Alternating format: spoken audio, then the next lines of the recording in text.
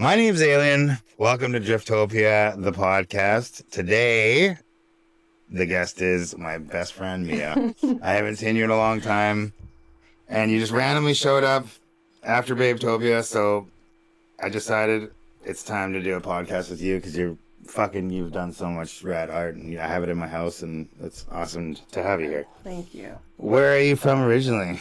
I grew up in Christina Lake, just like 45 minutes down the road there. And I lived in Nelson for a while, just the other way down the road. And yeah. So you were in the valley after so as a kid you're in Christina Lake till I was like 17, and then went to high school in Grand Forks. Yeah. Oh, that's amazing. Yeah. That's cool. I didn't know that. I thought, oh, sweet. Yeah. So this is why I do this, to learn these things. Yeah, totally. When did you start skateboarding? Oh man, probably like high school, but then got injured, stopped for a while, it's been like a stop-start kind of. I think that's for all of us, yeah. If you're not one of those people, it's like, yeah, I used to skate, but now I'm a security guard. Yeah, it always comes back through for sure. Like, did you have a group of friends? Like, what got you into skateboarding? No, I remember like going to in Christina Lake. Our friend's dad built a half pipe at the community center, and it was like all cracked and stuff. But we would just go kind of push back and forth there. And then I remember going to the library in Grand Forks and looking at Color magazine and just feeling like it was kind of a loophole to the world that I connected with that I didn't get to see in real life, sort of thing. And you didn't have even the Grand Forks Park wasn't built yet? No, there was no park. Jesus. No, nowhere. That's crazy. Yeah. That's amazing. And the last podcast we just did, Jess was on it, and she just did an upgrade to Grand Forks. Oh, sweet, yeah. Which is rad. Which is like the crack pipe kind of. They added like a whole thing on the outside where there's like, when you drive home, you should go check it out. Yeah, that's really rad. Sure. Yeah. What's your favorite thing about skateboarding?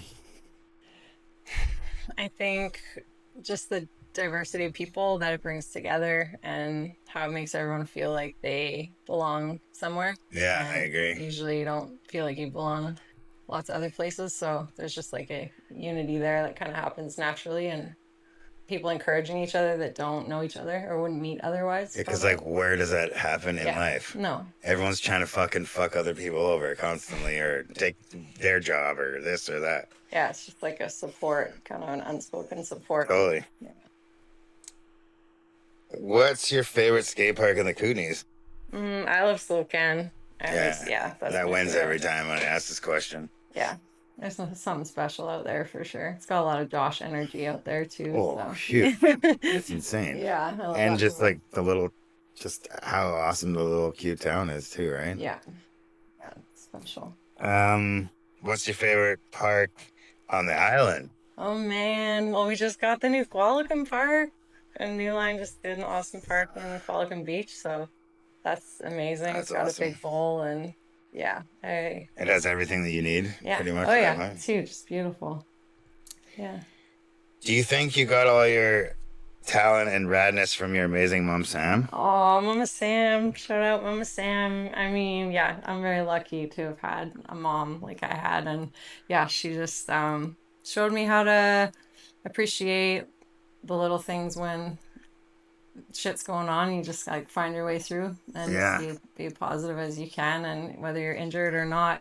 And she dealt with a lot of health issues, but I saw her mentality and how tough she was and resilient and get through those things. And that also applies with skateboarding. When you get hurt and you can't just skate and feel okay, you have to like kind of just reframe things of what you still have and pull yourself through it. So she was rad. That's me. And I like looking at your like profile and the photos I've seen of her back in the day. I'm just like, oh yeah, I wish I could meet her. Like she looks. Well, she's badass. They like lived in the jungle in Venezuela. Is that where the dirt bike photo was? Yeah, ride dirt bikes. We'll post that photo out there for sure too. Yeah, my dad and mom were pretty wild spirits, and I'm really lucky for that. You definitely get that from them for sure. But it is hard because when you do hear yourself skateboarding or you're hurt and you can't skate, that's what we use to like, when you feel shitty, I want to go skate. But if you can't skate, you got to figure out another way. Exactly. To release that, right? Yeah.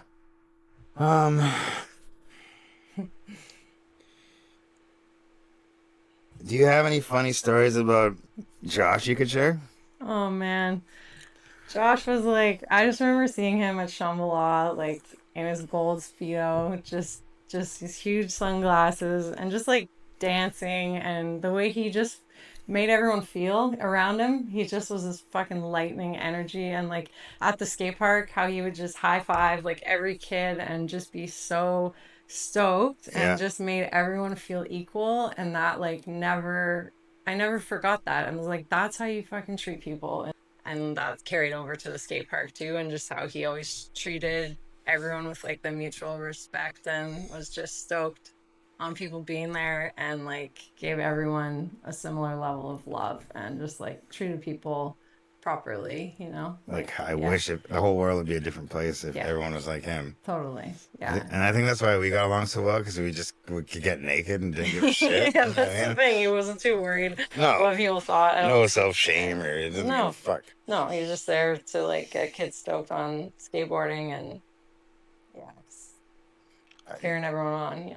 What do you really miss about Josh not being here with us anymore? Just the energy, like the sheer energy that one person brought was such a rare thing. And I just always think of lightning with Josh because You never know what's going to happen. Yeah. And like his level of skateboarding is just unbelievable to watch, but like just his charisma, and he just made people like come together and be excited to be there. You know, it was like a pure, like real authentic love for what he was doing. And I miss that energy of like not very many people have that, and like we all create it from being together, but he had it like in one it's not like person.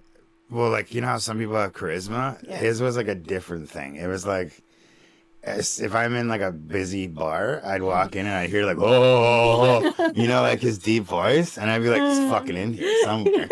Yeah, exactly. He's doing something crazy, like wearing somebody's blouse or something fucking insane. Like, just enjoying every moment, like super creative and like not egocentric. No. My experience with Josh, it was just like about how can we all have a rad time, and like he just was always making sure everyone was having a rad time. Yeah, exactly. It was never like, yeah, I'm pretty bummed I'm gonna leave this place. Like, it was always no, let's make it better. Yeah, full throttle, like in every direction. So I do miss that. I think everyone misses that.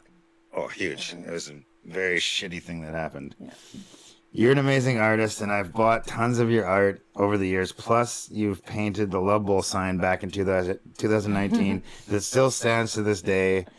What got you into drawing and painting? When did you start creating? Oh, man. Yeah, it was cool to see that sign. I was down at the bowl there, and I saw it. Isn't it cool to like, see it's weathered, though? Like, that's my favorite shit. It's beautiful. That was an honor to get to do that and be a part of this kind of, like, seeing it from the beginning anyways. And, I mean, art just always has been the way that I can process, like, just life and challenge. And I do remember, like, when I was 2 years old, I had an emergency tracheotomy. I had to live in, like, a little oxygen bubble for a while. I had epiglottitis. It's pretty rare, and you're not really supposed to, like, make it through that.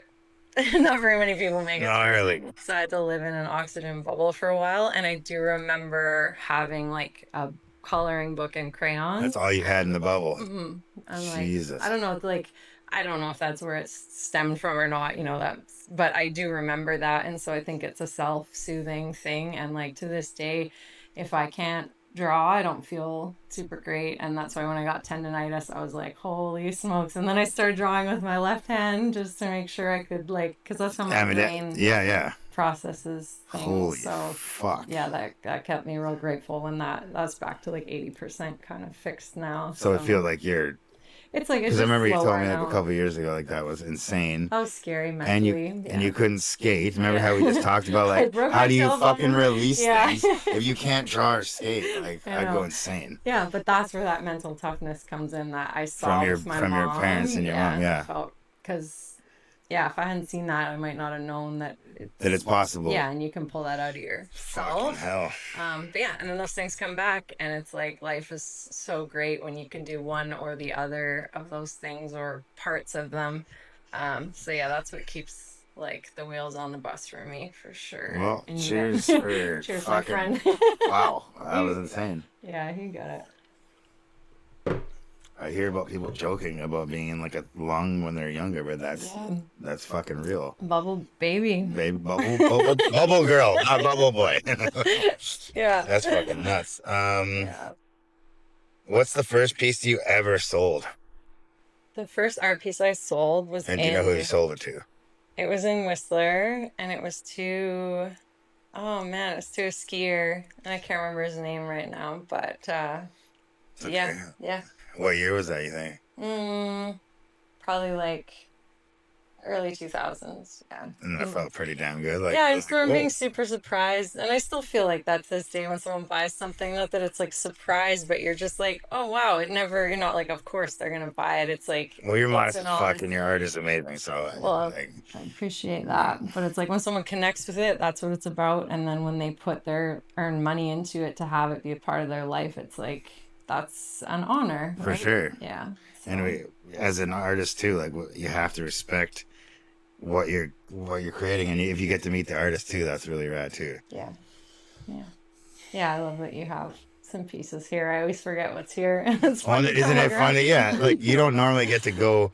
I'm sure you have lots of friends that have your art at their houses, Some, yeah. but we don't get to see each other very often. So Yeah. when you see, like, I'll post all the stuff here in pictures, but I just love having that on the wall because, like, I tell people about it when they come over, Yeah. you know, And it's over such a long period of time too, right? Like and they don't it's get it. Does that stuff like that is like a fine wine? It just keeps getting better and better. I stare at them differently every year, like that fucking Beetlejuice fly on my snake. I love that guy. I don't know what his name is, but I love him. Um, do you like getting commissioned to do a piece, or would you rather create one and let people buy it at an exhibition or art show?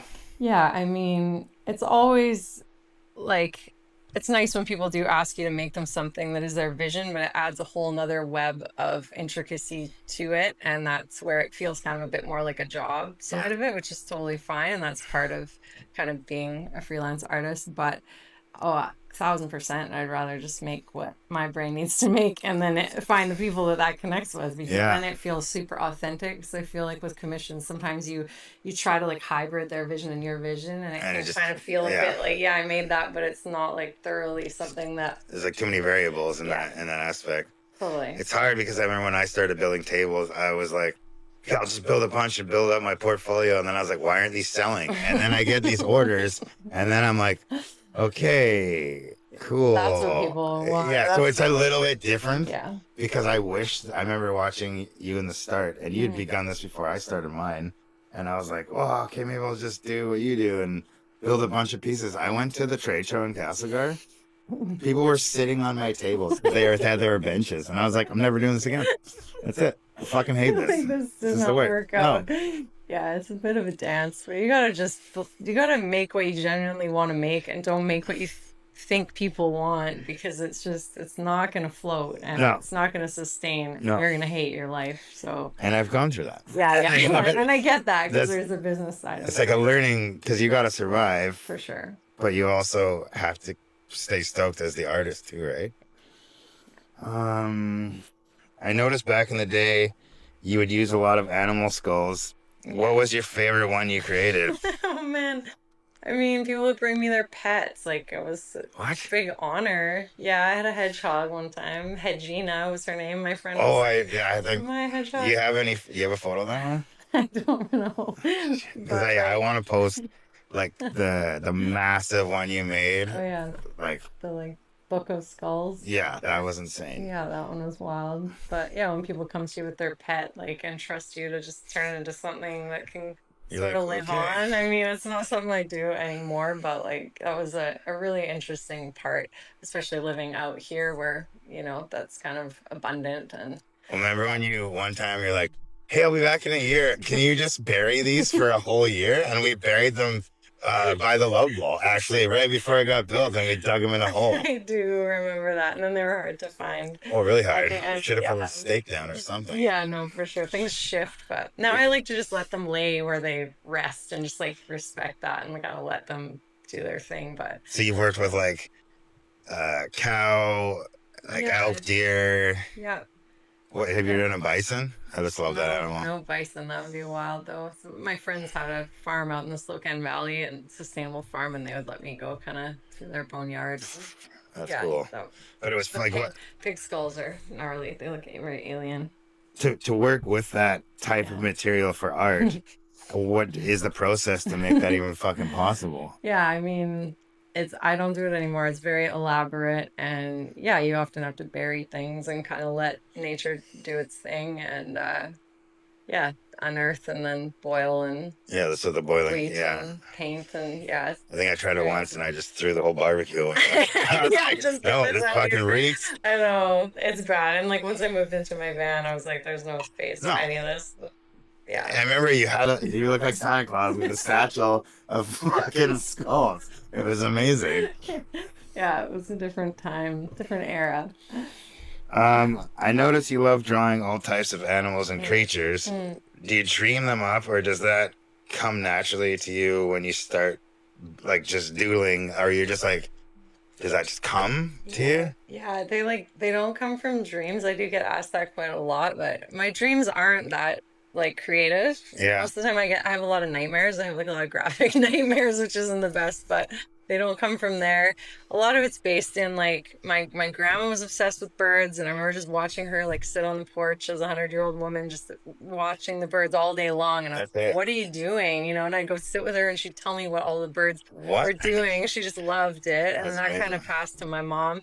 And when my mom passed, I inherited this book of it's called like The Life of Birds, and it's just I just love looking through it, and I find it really inspiring to Fucking see like awesome. what they're up to, what they do in their lives, and that's where a lot of the inspo comes from. And then just like that becoming a surrealist image with however my brain turns it into something else. And Amazing. they kind of like as you go, they sort of form, and I'll have a loose vision how I'm gonna start, but it's never I don't know ahead of time what it's going to look like. And if I try to make it be something that I want it to be, it feels like uphill battle, but you just kind of, It's it'll fun show you flow. what it wants to be. Like it Yeah. sounds kind of nuts, but yeah, it'll sort of make itself if you like keep it.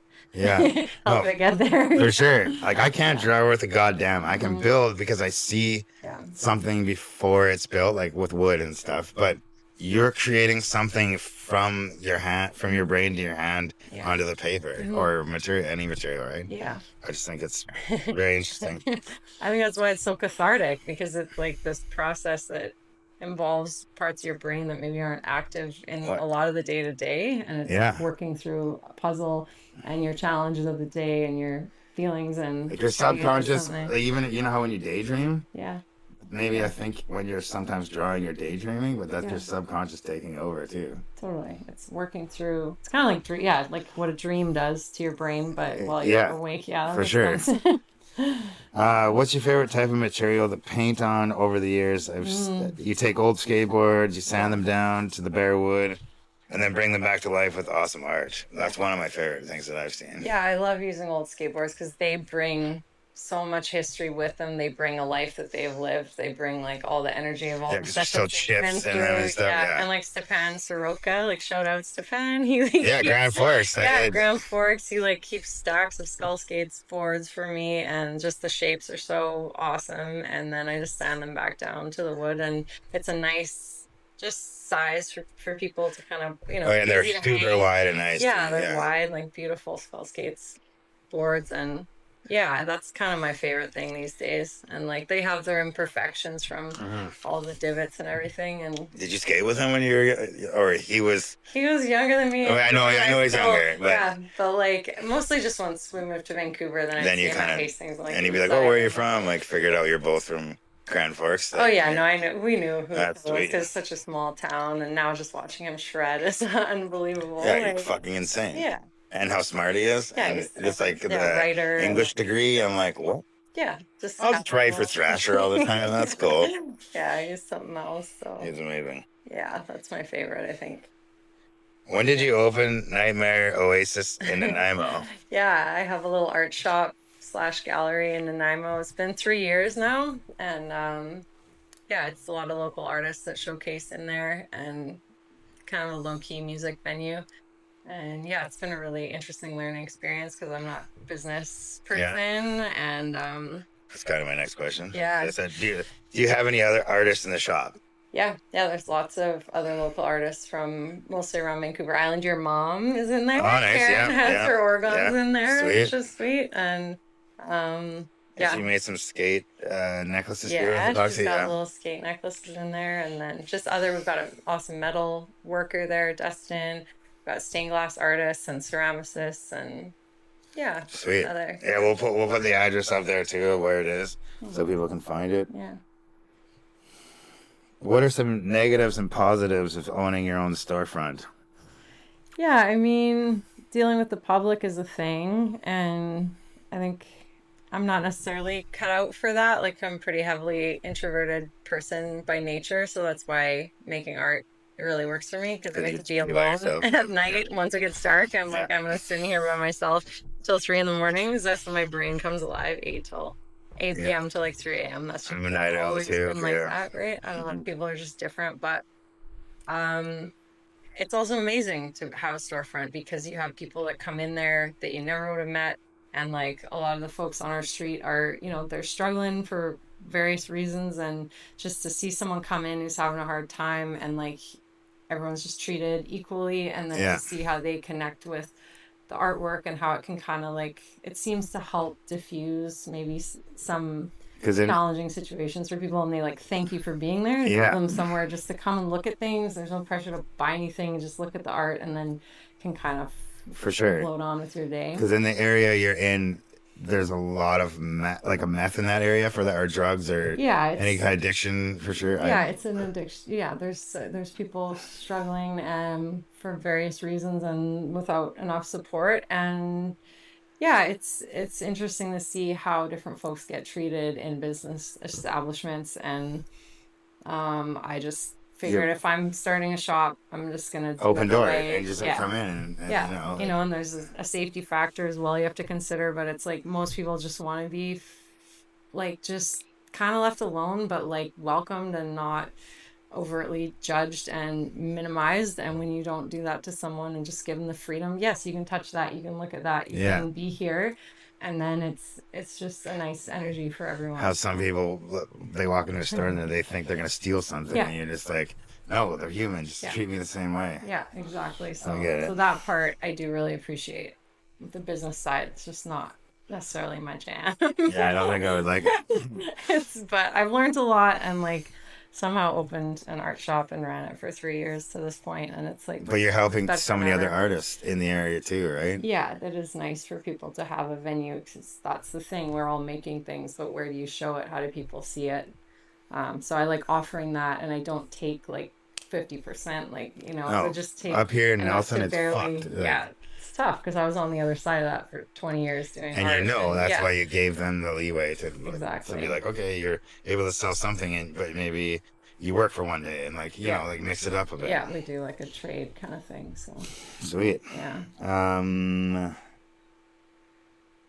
I saw on your Instagram you made Jason Siegel a custom piece, or was that something you'd already built and he just bought it as is? Yeah, that was just a piece that I had made, and I made it down in the Mojave Desert. Like I spend a lot of time down in Joshua Tree area, and I just had a show down there, and he sauntered in off the street and purchased it. And was it this show, like the shirt I'm wearing, or no? It was a different one. That's what's this from?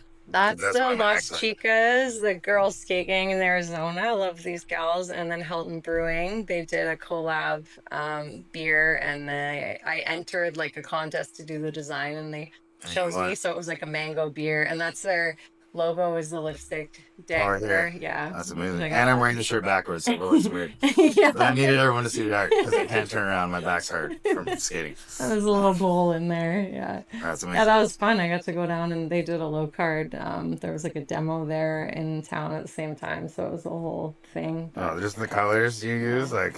That's desert. That's all. Sorry. And it reminds me of like I love cactuses. Yeah. And I love like. These 80s pink and neon colors are my fucking favorite. Yeah, that was the color of like the mineral pool water down there, and then the sky is always this dusty like coral, and so like going to the desert totally changed the palette that I use, and it's just shifted. So you can even see it in your work like as soon as you start to hang out down there. Yeah, for sure. And like the stars, that's why I always do stars now, because like Joshua Tree is world renowned for star like gazing, right? Because there's no light pollution down there. So. And Has there ever been Northern Lights? No, there wouldn't be. Too far. That was a dumb question. But I just picture like up here, and I just love Northern Lights and stars, and like that's why I like it would this. Be good. That tattoo, you can see the stars. Yeah. Up in that's Norns. So that's where you look down in the love bowl. Yeah. And then you see the stars in there. They kind of glow in the dark too. What's one of your favorite collaborations that you've done over the years? Because you've helped me do lots to raise money towards the Love Bowl. Yeah.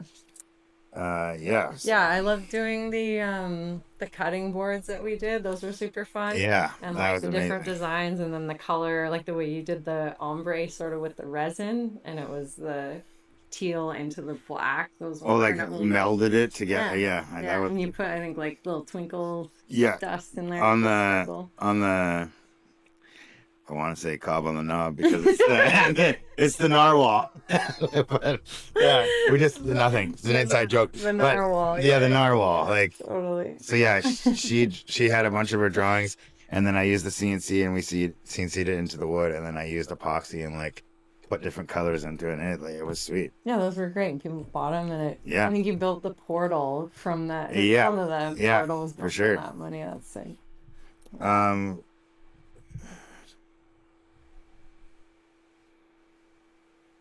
I like how much thought you put into these questions, by the way. Well, I'm fucking super hungover, and I only had 30 minutes. I'm like, why? Did. No, but I look at your Instagram. This is how I research people really quick, and then like it helps me think of cool questions. You know, it's not like, so what color is your favorite color? This is gonna be great. It's gonna be 10 minutes long. She told me about her favorite color. I really love the collaboration you did with Carts of Darkness. How did that come all about? That was like, it wasn't even a collaboration. I'm just obsessed with Carts of Darkness. I think Murray's amazing. He's the best director, you know, and just that story has always been so inspiring to me, because these dudes like that have not a lot, you know, and they're having a tough time, and they find the joy of like ripping a shopping cart down the mountain. The gnarliest hills with beer cans, and they don't even really care about the beer cans. They're just fucking wearing their shoes out and loving it. It's unbelievable, like the joy, the childlike excitement that you can see in like Big Al's face when he realizes what this does for him, the adrenaline and just that feeling. And yeah, I always found it. I got a friggin' tattoo for it. That's amazing. I should have worn the other word. Did I have the? We'll find it. We'll put it there for sure. I have the other shirt, and so I just did a tribute show, and I did the piece, and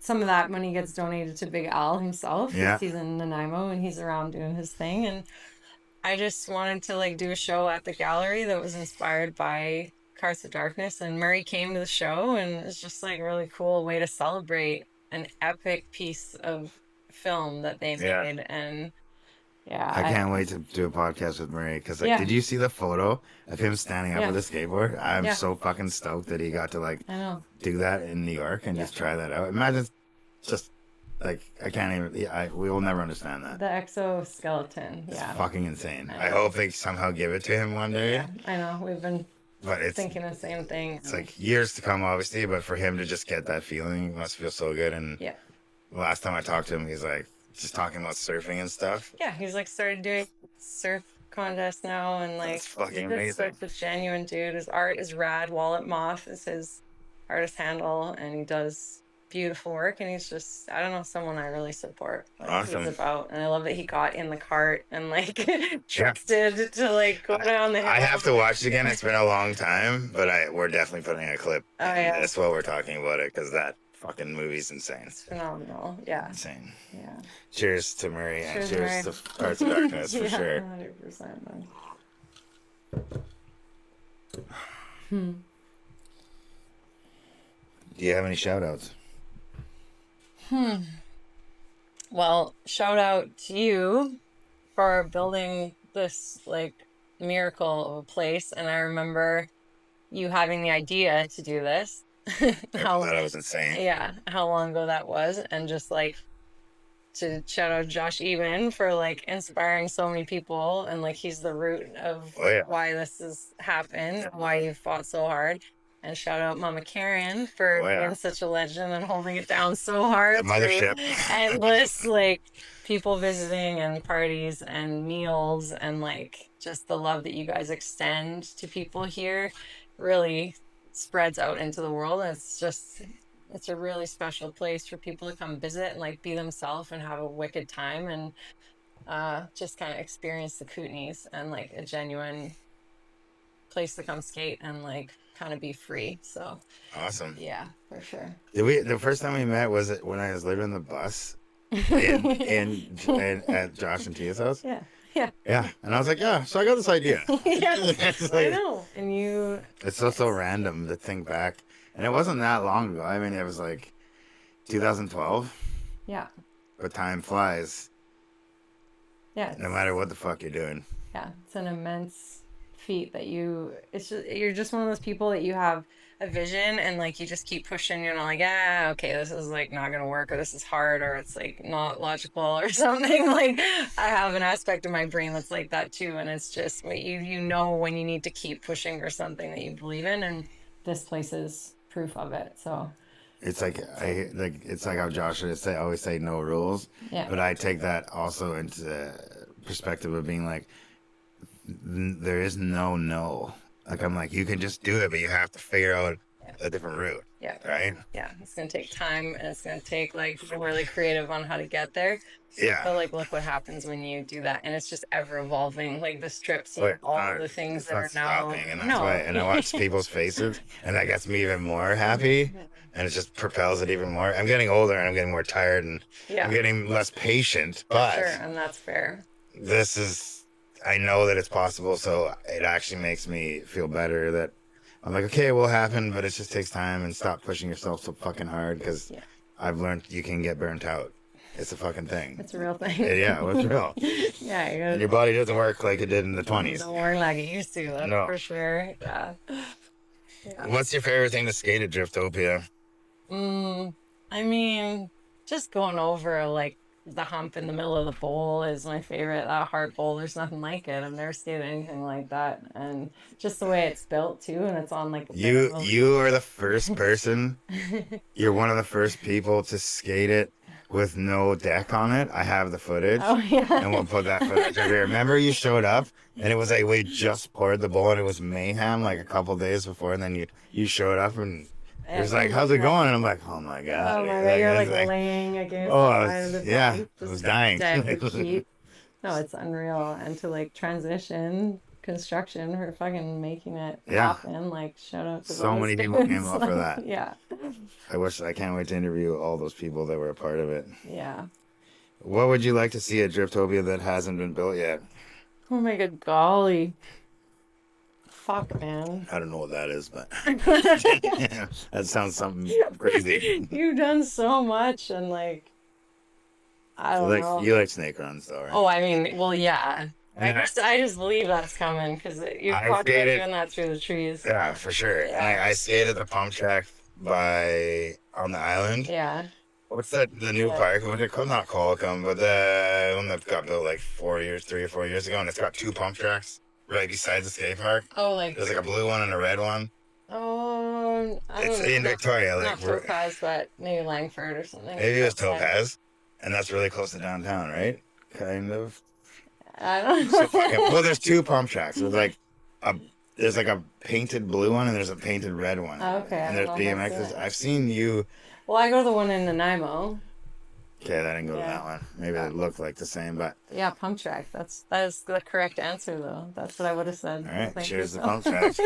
Through the trees. Yeah, Yeah. fucking right. Okay. Well, I love you so much. Love your friend. Thank you. Thanks for doing that. Please like and subscribe. And if you would like to send us anything random in the mail, just no bombs. Fucking yeah. Thanks for tuning in. Bye.